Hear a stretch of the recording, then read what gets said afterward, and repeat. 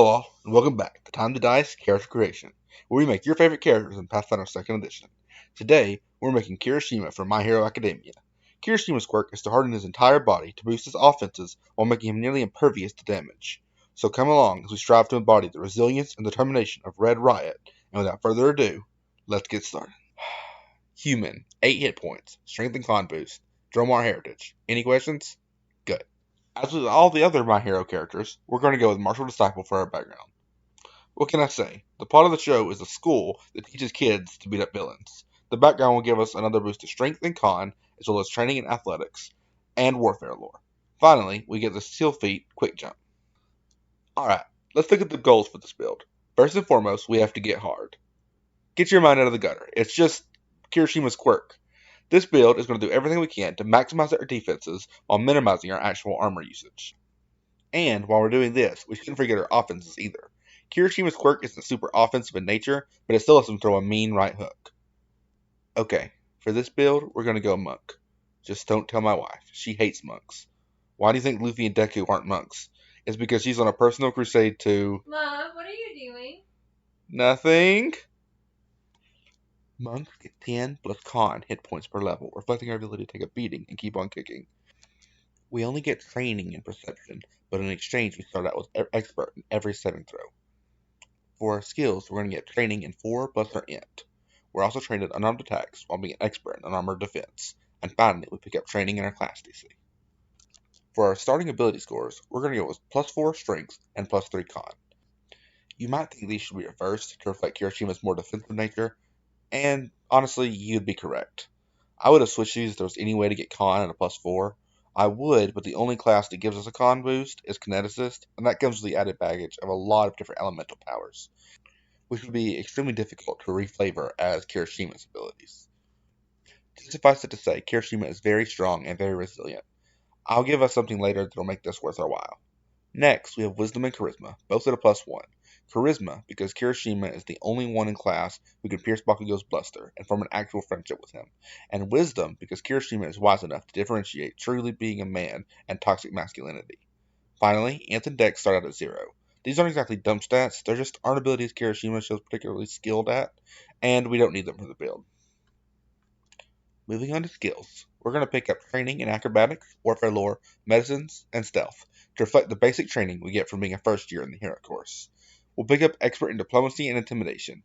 Kirishima has a huge personality, both to his friends and his enemies. We'll pick up master in society and religion. Society to know the laws and rules of being a hero, and religion because we need it as a prerequisite for some of the things we're going to get later in the build. Finally, we'll end up legendary in athletics. Just like every other hero in his class, Kirishima isn't afraid to go plus ultra to shatter his physical limits when needed. So that's our skill proficiencies covered. But what are our skills if we don't have skill feats? The vast majority of our skill feats are going to be in athletics, which makes sense. It's our only legendary proficiency for a reason. Powerful Leap, Quick Jump, and Cloud Jump give us our basic anime jumping trifecta.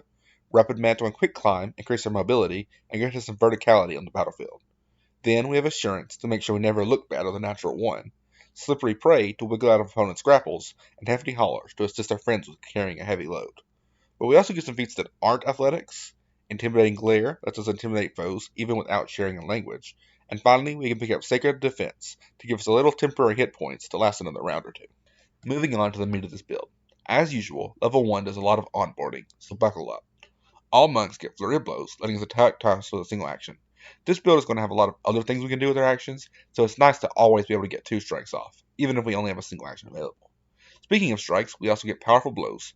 Kirishima's quirk allows him to harden his fists, inflicting more damage than a regular punch. This means that unarmed strikes do a d6 of damage rather than d4s, and ignore the non-lethal trait. Alright, let's make some choices. First, let's explain our choice of heritage. Basically, orcs are the most resilient ancestor in Pathfinder, but Kirishima is obviously human, so we have to go with that. But we never see Kirishima's parents, so there's no way you can definitively prove to me that Kirishima isn't half orc. He does have fangs after all. Anyway, we get a benefit of being Dromar immediately with the Orc Ferocity. This gives us a reaction we can use once per day to avoid dropping to 0 hit points. Instead, we drop to 1 hit points and increase our wounding condition by 1. It's not Kirishima's quirk that allows him to push through massive amounts of pain, but the drive to be the best hero he can be. For our quirk, we'll pick up Mountain Stance. When we enter this stance, we automatically get a +4 item bonus to our AC, and a +2 circumstance bonus to defense checks against being shoved or tripped. When our quirk is active, we can only use Falling Stone on armed attacks. These strikes deal a d8 of damage and gain more momentum as we continue to attack, dealing extra damage equal to the number of damage dice for each previous strike we made this turn. We gain these benefits as long as we're touching the ground, at the cost of our dex cap being reduced to 0 and all of our speeds being reduced by 5 feet. At level 2, we get training at UA with the Brawling Focus class feat. This allows us to apply the critical specialization of all of our strikes in the Brawling group. Now, whenever we crit with a strike, the creatures must make a Fortitude save against their class DC, or be slowed 1 for 1 round. Level 3 gives us a general feat Toughness. As Kirishima's relationship with his friends grows, he pushes himself even further beyond, giving himself additional hit points equal to his level. We also get further training with our quirk with the Mystic Strikes class feat, meaning our strikes count as magical for overcoming resistances. Finally, incredible movement boosts the monk's movement speed, as long as they're not wearing armor. This isn't particularly in character, but Kirishima does kick it into his high gear to protect his endangered allies. At level 4, we enhance our quirk's defensive applications even further to become bulletproof with deflect arrows, allowing us to increase our AC by 4 against physical ranged attack. We can't say this hard all the time for risk of overusing our quirk, but we can use it in short bursts provided our enemy doesn't catch us off guard. Level 5, we become more resistant to foes whose attack requires blood, such as Toga or Stain. We may have never fought them in the anime, but that's probably because Kirishima would have such an easy time shutting them down. Similarly, the Scar Thick Skin Ancestry feat lowers the flat check to recover from persistent bleed damage from 15 to 10, or 5 with particularly useful assistance. Alright, I think that's enough boosting our defenses. Maybe now we can move on to some other. Just kidding. At level 6, Mountain Stronghold gives us another way to boost our AC, giving us a +2 circumstance bonus. This doesn't stack with deflect arrows, but it's against all attacks, and we can use deflect arrows to increase our AC even further. Also, our dex cap increases to +1. At level 7, Die Hard lets us take even more of a beating without kicking the bucket, meaning we die at dying 5 rather than dying 4. We also get weapon specialization, boosting our damage, and our first path to perfection, letting us boost our fortitude saves to master and count all of our successes with fort saves to crit successes. Alright, at this point we've boosted our AC to crazy high numbers, but what happens if a boss monster does manage to get past our AC? Well, that's what Iron Blood stance is for. While in this stance, we lose our forceful trait on our unarmed strikes, in exchange for resistance equal to a quarter of our level to all damage. And our strikes gain the parry trait, meaning we can still spend an action to boost our AC, albeit only by 1. We can't use both Mountain Stance and Iron Blood Stance in the same time, but I suggest Mountain Stance for lower level enemies and Iron Blood Stance for higher level enemies who are more likely to get past our high AC anyways. At level 9, we can pick up the Multi-Talented Ancestry feat, getting us to Cleric dedication. Specifically, we're going to worship Trud, the Mighty. Now, the astute of you may be saying, wait, Kirishima doesn't worship any deity in the show, to which I respond, trust me, I'm best friend with Horikoshi, and he has divulged to me in secret that in his private time, Kirishima is a huge follower of specifically Trud the Mighty.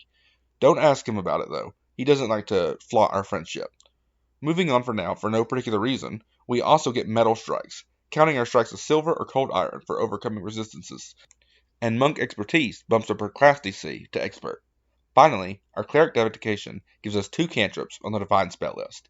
Message lets us text a friend for backup, and Shield lets us harden our body to block attacks, granting us a +1 to AC, and if an attack hits us, we can use our reaction to shield block, lessening the damage. At level 10, we get another way to increase our AC, with Prevailing Position. This lets us increase our AC by 4 as a reaction, at the cost of exiting whatever stance we were in. But wait, there's more. Prevailing Stance also works on increasing our saving throws, if Todoroki is throwing fireballs at us for whatever reason. At level 11, we can pick up Numb to Death, meaning whenever we come back from dying, we don't gain the wounding condition, and we gain hit points equal to our level. This only works the first time we go down each day. Even Kirishima has its limits.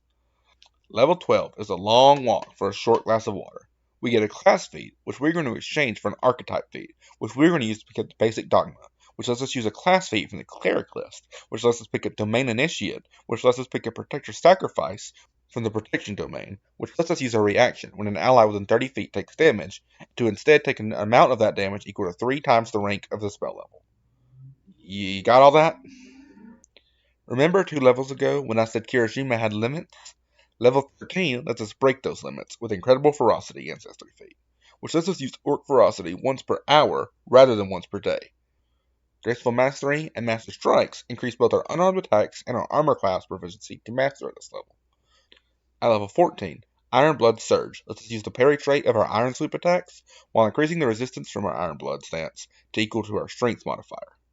At level 15, we pick up Incredible Initiative to get a +2 to our initiative checks. Greater Weapon Specialization increases our damage again, and we can also pick up our third and final Path to Perfection to boost our Fortitude saves to Legendary, and count our critical failures, as well as halving the damage a failure will take.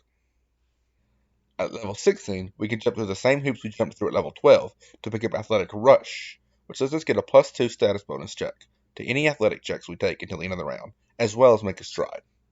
At level 17, we pick up Rampaging Ferocity to make one last strike when we use Orc Ferocity.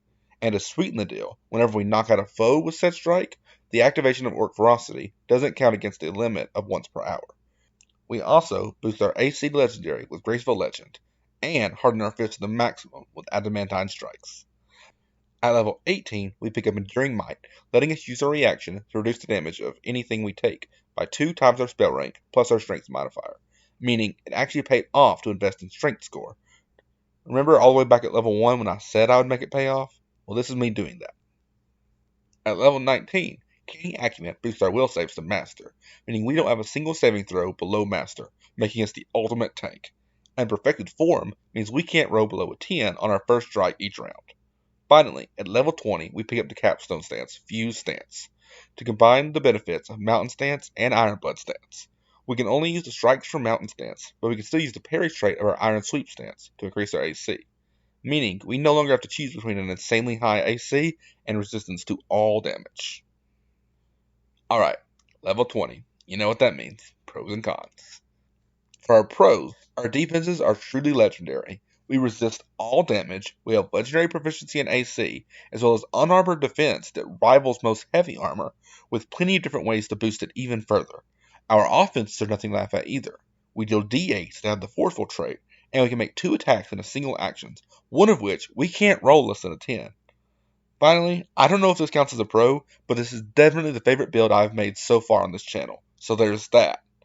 As for cons, we have only one way of inflicting damage, so if allies stay airborne or are simply immune to our punches, we may run into some problems. Next, we could invest in the Constitution as much as I would have preferred, but we still get it pretty high. But one more point would have given us an additional 20 more hit points, which goes a long way when trying to stay up. Finally, honestly, I can't for the life of me think of another con. This build is really good. This will probably be my next character if I ever get a chance not to be a DM. Thank you for watching this video to the end, if you are indeed still watching. Make sure to like and subscribe and comment below to tell me how you would build Kirishima or who you would like to see next. Thanks. Goodbye.